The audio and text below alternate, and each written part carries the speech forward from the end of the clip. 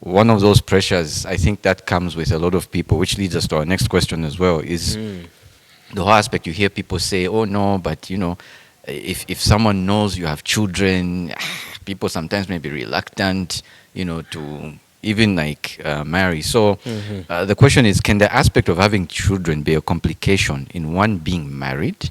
Okay, for one who maybe already has children, but was never married before, or even remarried for someone who perhaps went through a divorce and maybe is seeking to remarry, or maybe was widowed and is seeking to remarry after some time, And so, if so, what are some of the challenges that are there from the single mother side and also from the incoming father side, and how can both be managed? Yeah, absolutely.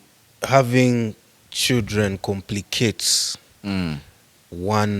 the prospects of remarriage, and it's cultural Okay. for us because virginity is prized. Right. Now, to be honest, it's not these days. It's not even because there are hardly any virgins today. There are hardly any. People have become very promiscuous and they're sleeping around. They've even And- come and up with it's- terms like body count. Yeah, body count. Yeah. And it's almost exactly like you need to be experienced by the time you're getting into marriage so that you can know from day one exactly what to do and how to please your wife. And obviously, it's disastrous in its consequences. But so, we say virginity in our culture is prized. I don't think that's the case as much today. Okay. I think that what is prized is the appearance of virginity, Right. because you can be with a lady who has slept around, but if people don't know, Oh, yeah. then you're not too bothered about it. Right. And I see. unfortunately, nothing screams not a virgin like a woman who already has a child. So Right. that's everybody knows. Everybody Right. is fully aware. Yeah. And so there's a perception that you are getting used goods.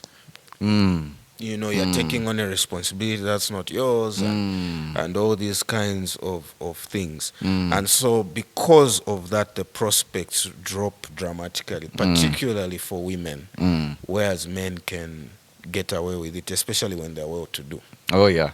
True. Speaking biblically, Mm. I would speak to the men.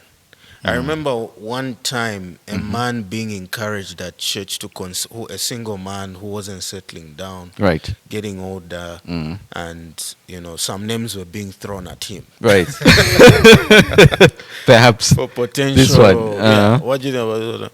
And I remember each person, he would stop, think, maybe. Then when a name was thrown of a lady who had a child, it was an instant no. Goodness. Instant no. Goodness. Out of the question. Yeah. And so it does complicate. It does complicate having a child. But God is able. Yes. God is able. Biblically speaking, I would want to speak to men All right. and say Yes. that, especially those men like that man Mm-hmm. who remain single to this day, We give an emphatic no. Yes. who shun godly women, Mm-hmm. who have children Yes. or a child. Mm-hmm. I want them to know that you're better off marrying a former prostitute who has a child or children, who is now a godly woman Mm-hmm. with clear marks of the work of God in her life, Yes. clear love for the Lord. Yes. You're better off marrying such a woman than Mm-hmm. a virgin Christian woman who is lukewarm. And you know what I Wow. mean by lukewarm? Please define. Yeah, basically this is a woman who, they're in church, they are sort of members maybe of the church, but everybody can see that there's not much by way of spiritual life. Right. This is a person who is they're distracted by all sorts of things. Yes. The Lord is clearly not their number one Priority. Right. both in terms of just the means of grace, fellowship with the saints, being available to serve, and Yes. all those things. I think if there's a woman who has all these marks, Yes. but behind her is always this little chap, this little girl. Yes. You are far, and maybe she even has a history of promiscuity, a history of prostitution. You are better off marrying her. Mm. And the reason is that the key to a successful marriage Yes. is how the individuals in the marriage are working with God. Right. That's what it Right. boils down to. Right. And so you are actually far better. Right. That's not to say there are no complications. That's not Yes. to say there are no issues. That's not Yes. to say it's all, it's all rosy. Mm-hmm. Taking a woman who has a child, Mm. that's not to say people won't say things and your mind won't wander about certain things, but the trade-off is far better to have a godly woman.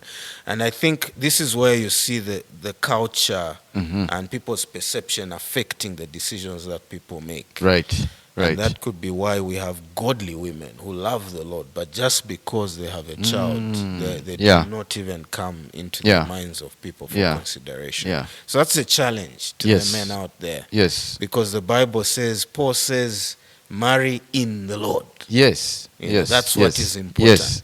And if you can find a woman who is not just claiming to be a Christian, Yes. but is a wonderful example of a godly woman Yes. who loves the Lord, Yes. that is to be prized even more Yeah. than virginity. Yeah. Yeah. So the men also need a mindset A change. mind renewal, Mind so that they renewal. can, by testing, discern Yes. what the will of The will of God is. All right.